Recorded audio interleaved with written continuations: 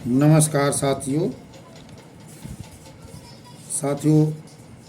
मैं पुनः towards education में सतीश कुमार आपका स्वागत करते हैं, अभिनंदन करते हैं हम लोग। और मैं आपको पीजीटी के हिसाब से आपको आज एक सीरीज कराने जा रहा हूं। उस सीरीज का मैं अलग से नंबर दूंगा। सीरियल नंबर 1 रहेगी ये, कि सीरीज नंबर 1 है, पहली सीरीज है। और पहली सीरीज का मैं क्वेश्चन 8-10 क्वेश्चन कराऊंगा और उन क्वेश्चनों को मैं आपको समझाऊंगा।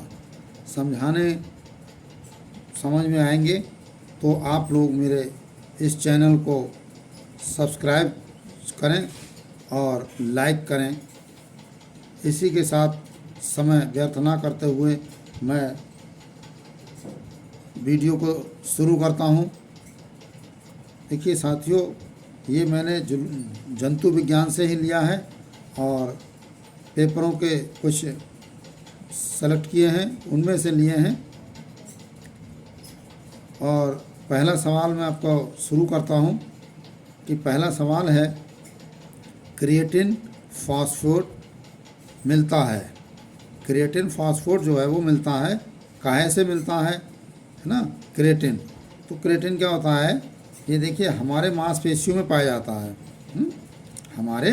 मैंने हर चीज़ अपनी जो बोलने लिख रखी, हमारे मांसपेशियों में पाया जाता है। हाईली एनर्जेटिक सब्सटेंसेस होता है, हाईली एनर्जेटिक सब्सटेंसेस होता है। मसल्स में पाया जाता है। हाईली एनर्जेटिक कंपाउंड भी होता है और मसल्स को स्ट्रॉन्ग बनाता है। ये मसल्स को स्ट्रॉन्ग बनाता है ना। ये आपके construction and regulation, construction and relaxation करती हैं। ये संकुचन एंड शीतलन करती हैं जब हड्डियाँ। तो मैकेनिज्म के द्वारा फॉलो होता है, एक मैकेनिज्म होता है, उस मैकेनिज्म के द्वारा ये हड्डियाँ चलती हैं, है ना, बीच में, जिसमें केमिकल पार्टिसिपेंट करते हैं। यानी जब हड्डियाँ मैकेनिज्म क्रिया करती हैं तो उसमें एक केमिकल पार्टिसिपेंट होता है, ठीक है। उसे हम कीमो मैकेनिज्म कहते हैं, ठीक है। एपिथेलियल टिश्यू यानी एपिथेलियल ऊतक, आउटर सरफेस पर टिश्यू होते हैं इसके। न्यूट्रल टिश्यूज यानी किडनी में पाए जाते हैं। ये अगला सवाल में भी बन सकते हैं, मैं आपको इसी में बता दे रहा हूँ कि न्यूट्रल टिश्यू किडनी में पाए जाते हैं। और बोन मैरो, ये रेड बोन में पाए जाते हैं। फंक्शनल यूनिट मसल्स कॉन्ट्रैक्शंस होता है इसमें, है ना। बोन मैरो में क्या होता है? 2 प्रकार का होता है, एक रेड बोन मैरो और एक येलो बोन मैरो होता है ना। तो ये इस तरह से क्रिएटिन में क्या होता है? ये आपके सिल्क, ऊल, हॉर्न, हूप्स, हेयर, नेल, इन चीज़ों में ये पाया जाता है। नाखून हैं, वाल हैं, खुर हैं, हार्न और ऊल और सिल्क ना। तो इसका आंसर क्या ऑब्जेक्ट में से देखिए कौन सा आंसर होगा कि क्रिएटिन फास्फेट मिलता है। कैसे मिलता है? ये मिलता है एपिथेलियल ऊतकों से, है ना, एपिथेलियल ऊतकों से, पेशी ऊतकों से। ये इसका आंसर बिल्कुल ठीक है। ये अगला क्वेश्चन आपके सामने, पेशीय संकुचन की क्रियात्मक इकाई क्या है? पेशीय संकुचन, देखिए ये पेशी ऊतक थे, अब पेशीय संकुचन की क्रियात्मक इकाई पूछा। पेशीय संकुचन की इकाई कौन कौन सी हो सकती है, इसमें आपको बताना है। 4 ऑप्शन दिए हैं। पहला ऑप्शन है सार्कोमियर, दूसरा मायोफाइब्रिल, और अगला है मायोफाइबर, और एक है एबेंट। इस तरीके से 4 हैं। 4 में आपको एक आंसर है। तो मसल कॉन्ट्रैक्शन क्या होता है? मसल कॉन्ट्रैक्शन के बारे में समझ लें हम लोग। मसल कॉन्ट्रैक्शन होता है कि ये series of biochemical change which cause movement in our muscles. ये हमारी मसल्स को मूवमेंट करने में सहायक होती हैं। तो यूएसए और हंगरी के वैज्ञानिक थे, यूएसए और हंगरी के वैज्ञानिक अल्बर्ट, है ना, अल्बर्ट एस जॉन्ट और जी योर्गी 1942 में सर्वप्रथम बताया था इन्होंने कि मसल्स कॉन्ट्रैक्शन के बारे में 1942 में बताया। उसके बाद दूसरे वैज्ञानिक आए आर ई डेविस ने इसी को संशोधन करते हुए 1963 में मसल कॉन्ट्रैक्शन बताया, दूसरे तरह से क्लियर करके थोड़ा सा बताया। तो ये एक तरह से आपके muscles, filament of the muscles of the myofibril होते हैं, ये फिलामेंट ऑफ मसल्स मायोफाइब्रिल इन्हें कहते हैं। तो ये इस तरह से ये जो डार्क बैंड है ए बैंड कहलाते हैं, और दूसरा जो है बैंड है ये है ना लाइट बैंड, एक लाइट बैंड और एक डार्क बैंड। तो इन्हें जो यहाँ से यहाँ तक की जो दूरी होती है इसको सार्कोमियर कहते हैं, इसको सार्कोमियर कहते हैं। जैसे और आगे आएगा तो और आगे आपको बताते चलेंगे। तो इसका आंसर जो है आपको क्या देना होगा, सार्कोमियर, है ना, सार्कोमियर आंसर इसका बिल्कुल करेक्ट है। पेशीय संकुचन की क्रियात्मक इकाई क्या है, सार्कोमियर। अगला सवाल आएगा कि फिलामेंट, अगला सवाल है प्रसार योग तथा जलरोधी उपकला है, प्रसार योग तथा जलरोधी उपकला है। Extensible and water resistance epithelial is, Hindi में प्रसार योग तथा जलरोधी उपकला है, और अंग्रेजी में extensible and water resistance epithelium is. पहला है सल्की, दूसरा अंतर्वर्ती, तीसरा स्तरित, चौथा स्तंभी। कौन सा सही होगा, तो इसके बारे में थोड़ा सा समझ लें। एपिथेलियम जो होता है squamous epithelium, flat in sharp shape होता है, सिंगल लेयर होता है, और these are found in blood होता है। कैपिलरीज होती हैं, living of heart, pericardium, living of heart होता है वहाँ पेरिकार्डियम पर होता है, और लंग्स पर एल्वुलाई के रूप में होता है। लंग्स में एल्वुलाई, लिविंग ऑफ हार्ट, ये पेरिकार्डियम में। इस तरह से ये इस प्रकार से ये इसके पॉइंट हैं एपिथेलियम के। Squamous epithelium, flat in shape, single layer, these are found in blood, capillaries भी होती हैं, लिविंग ऑफ हार्ट जो पेरिकार्डियम पर होता है, और लंग्स में एल्वुलाई के रूप में होता है। तो अगला इसमें आता है कि क्यूबॉइडल एपिथेलियम। क्यूबॉइडल एपिथेलियम क्या होता है, क्यूबॉइडल एपिथेलियम में देखिए क्यूब शेप में होता है, क्यूब शेप में होता है, सिंगल लेड होता है, लेंथ ब्रेथ और इक्वल होती है, लेंथ ब्रेथ ये इक्वल होती है। फंक्शन सीक्रेशन एंड एब्जॉर्प्शन होता है इसका। क्यूबॉइडल एपिथेलियम का जो फंक्शन होता है वो सीक्रेशन एंड एब्जॉर्प्शन होता है। और ये पाई कहाँ जाती हैं, it is found in kidney और पैनक्रियाज में पाई जाती हैं, सैलिवरी ग्लैंड्स में पाई जाती हैं, है ना। सैलिवरी ग्लैंड्स में 3 पेयर्स, किडनीज में क्लियासिस, है ना, और डायलिसिस होती है, पैनक्रियाज में मिक्स ग्लैंड के रूप में होती है। तो प्रोटेड, इसी में है प्रोटेड, सबलोंगियल और सब मैंडिबुलर। ट्रांजिशनल एपिथेलियम क्या होता है, ट्रांजिशनल एपिथेलियम ये फाउंड इन टिश्यू। ये बड़े इंपॉर्टेंट सवाल होते हैं, कि सवाल आता है जैसे कि ट्रांजिशनल एपिथेलियम कहाँ पाया जाता है, कई बार इस तरह से सवाल पूछे गए हैं। तो आपको क्या बताना, ये found in tissue, help in stitching, found in tissue, help in stitching यानी तनाव में, फाउंड इन यूरिनरी ब्लैडर और यूरेटर एंड यूरेथ्रा, उन उक्त सभी में, इनमें सभी में पाई जाती है।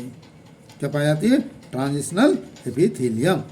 इसी में से आपको सवाल आएंगे। तो अब इसका जवाब क्या हुआ, प्रसार योग तथा जलरोधी उपकला, प्रसार योग तथा जलरोधी उपकला, क्या आंसर हुआ इसका? अंतर्वर्ती या ट्रांजिशनल, यह है ट्रांजिशनल, यानी प्रसार योग्य तथा जलरोधी उपकला है, तो इसका आंसर देखो यहाँ निकला आगे कि transitional epithelium found in tissue, help in stretching, found in urinary bladder, found in ureter, found in urethra, सभी में ये ट्रांजिशनल एपिथेलियम पाई जाती है।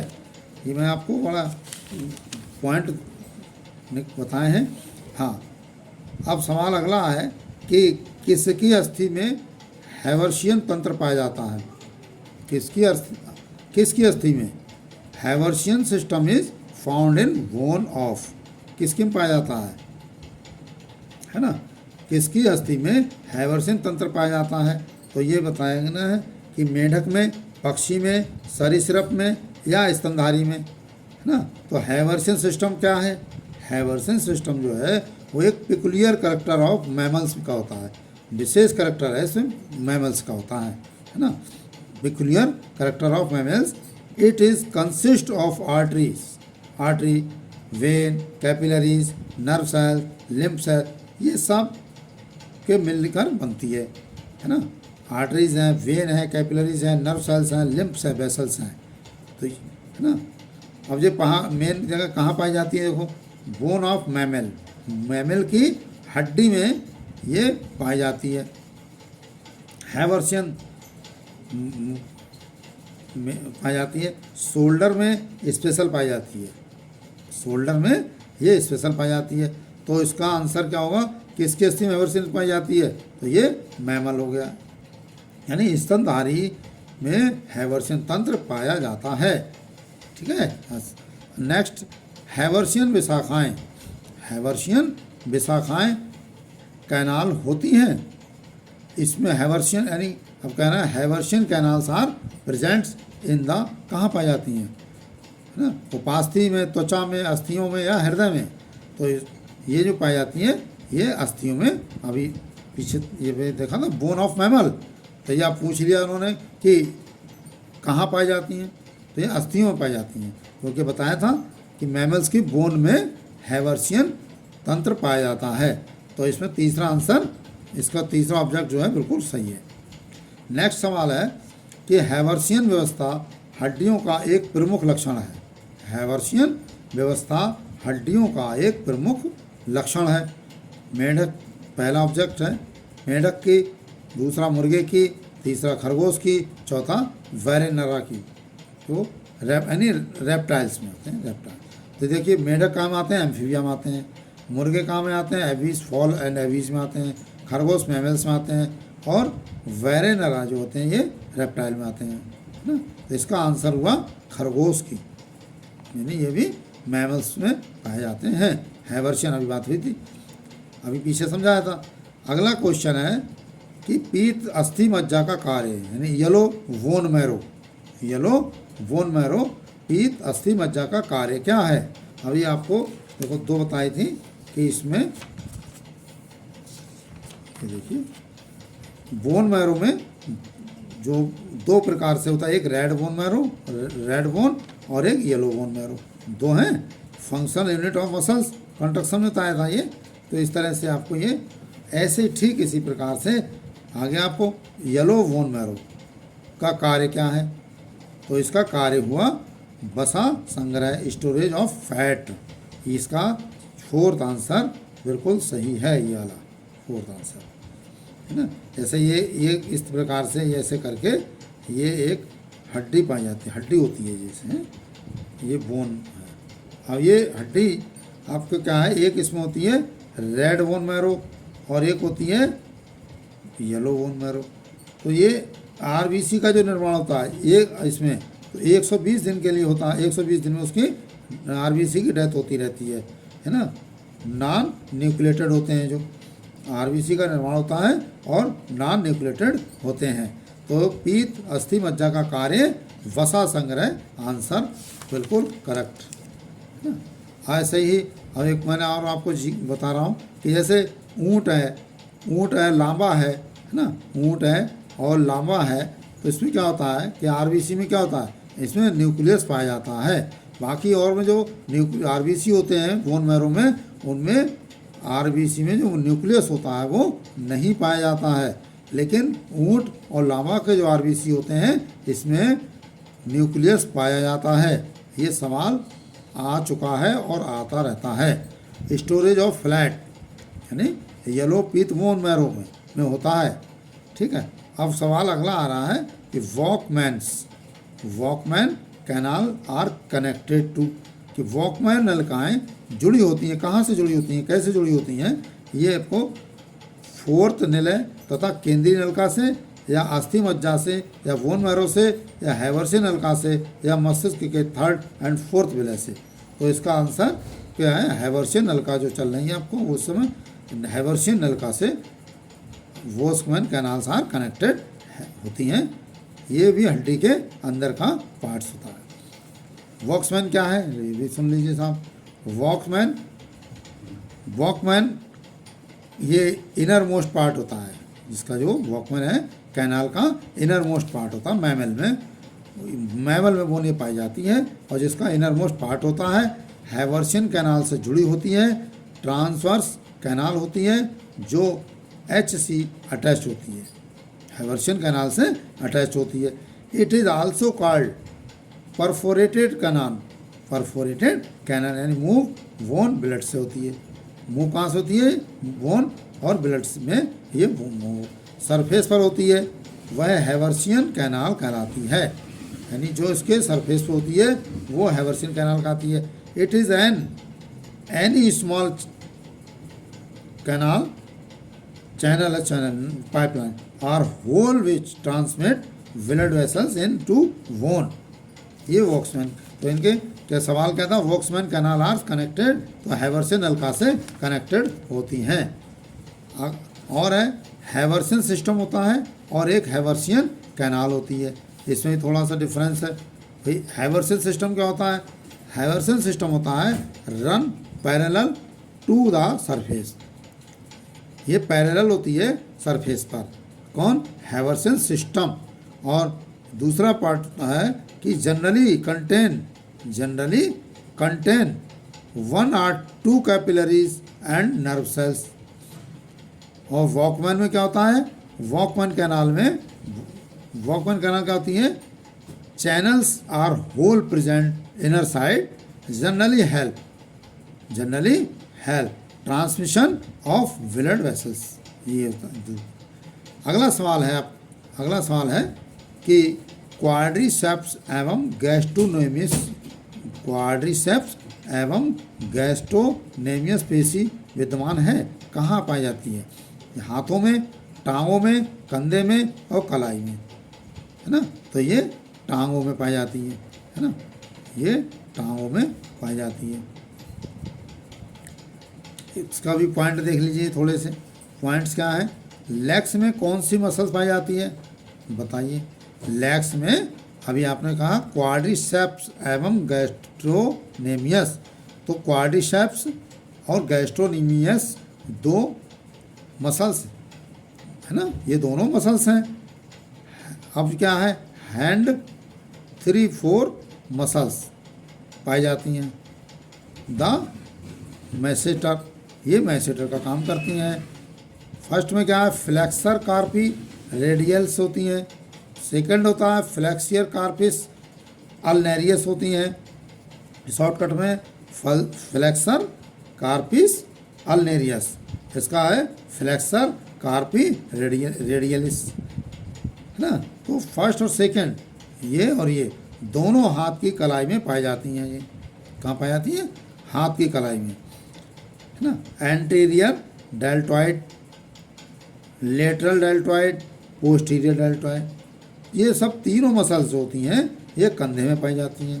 कंधे में पाई जाने वाली कौन सी? एंटीरियर डेल्टॉइड, लेटरल डेल्टॉइड और पोस्टीरियर डेल्टॉइड, ये तीनों मसल कंधे में पाई जाती हैं। और जो आपको बताई थी फ्लेक्सर कार्पी रेडियलिस, फ्लेक्सर कार्पिस अल्नेरिस, ये दोनों हाथ की कलाई में पाई जाती हैं, है ना? तो ये आपको यहाँ तक का हो गया। अगला सवाल है एक्रोमियन एक्रोमियन प्रवर्त भाग। Acromion process is the part of, क्या है, एक्रोमियन प्रवर्त भाग कहाँ पर होता है, तो ये पहला क्लेविकल अस्थि का, ह्यूमरस अस्थि का, स्कैपुला अस्थि का, श्रोणि मेखला का। तो इसके पॉइंट समझ लेते हैं एक्रोमियन के। एक्रोमियन प्रोसेस, एक्रोमियन प्रोसेस, इसका फंक्शन क्या है? फंक्शन देखिए कि to lift somethings, to lift something मतलब ये कुछ उठाने का काम करती है। तो उठाने का काम हम लोग कैसे करते हैं? हाथ से करते हैं। तो ये शोल्डर में पाई जाती हैं। कहाँ पाई जाती हैं? एक्रोमियन ये शोल्डर में पाई जाती हैं। तो अभी तो हम हाथ से उठाने का काम करते हैं, है ना। मसल्स, अब जैसे ये है आपके, ये इस तरीके से ये हड्डी है हाथ शोल्डर की, इसी में ये स्कैपुला से जुड़ी होती है, कैरक्वाइड से होती है, और यहीं पर मसल के द्वारा जुड़ी होती है। जीनोइड कैविटी होती है इसमें, है ना। ह्यूमरस बोन, ये ह्यूमरस बोन है। ह्यूमरस बोन के साथ स्कैपुला, स्कैपुला के साथ कैरक्वाइड कैविटी, कैरक्वाइड कैविटी मसल, ये सब लिफ्ट समथिंग का काम करती हैं, ठीक है, ह्यूमन। तो ये इस तरीके से इसका आंसर आएगा स्कैपुला और अस्थि का। एक्रोमियन प्रवर्त भाग है, देखिए, क्लेविकल अस्थि का, ह्यूमरस अस्थि का, या स्कैपुला अस्थि का, या श्रोणि मेखला का। देखिए ह्यूमरस से कनेक्टेड है।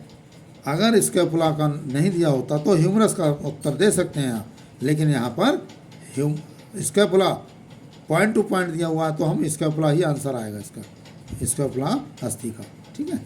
नेक्स्ट सवाल है मानव अस्थियाँ। मानव में ह्यूमन क्रेनियम इज फ्रॉम, मानव में कपाल क्रेनियम बना होता है। मानव में क्रेनियम कपाल बना होता है, काहे का बना होता है? अब बताइए, 6 अस्थियों का, 8 अस्थियों का, 8 अस्थियों का है, पूरा है सभी युग्मत यानी अनपेयर्ड, और 8 अस्थियाँ 2 युग्मत, 2 युग्मत, 8 अस्थियाँ में 2 युग्मत, 4 युग्मत ना, 12 अस्थियाँ सभी युग्मत। तो जिसका आंसर जो है वो है कि 8 अस्थियाँ हैं, 2 युग्मत होंगी और 4 युग्मत होंगी, इस तरह से।